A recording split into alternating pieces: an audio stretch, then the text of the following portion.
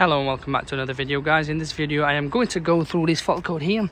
So the engine section, P008A, low pressure fuel system, pressure too low. So if you're getting this, now there are different signs. One of the signs maybe it just keeps cranking, doesn't turn on, or it does judder when you drive, or the engine management light's on, or you have full power but engine management light's on, or there is just something stored within the engine section and it's intermittent fault. In other words, it goes back to two things from experience. Now I could be wrong, I mean correct me guys if I am wrong, but it goes back to the fuel pressure pump, the fuel pump, and it goes back to the fuel filter. This is a 2017 Ford Mondeo 2-litre diesel, which this engine goes back a long way anyway.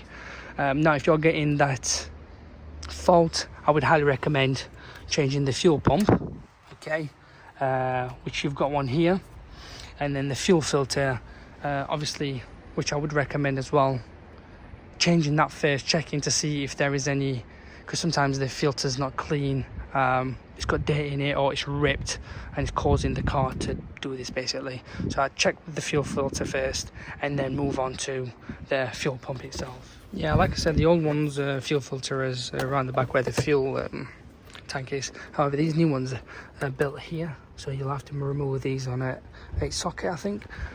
So these two pipes are on it. I would highly recommend changing this first and then move on to the other one as part of the rules, because it works out cheaper. It is a hit and miss fault, so that's what I would do. Change that. You need to buy the OEM stuff, really. You don't want aftermarket. Even the fuel pump as well, it needs to be OEM, otherwise they will mess up again. So I do highly recommend doing that.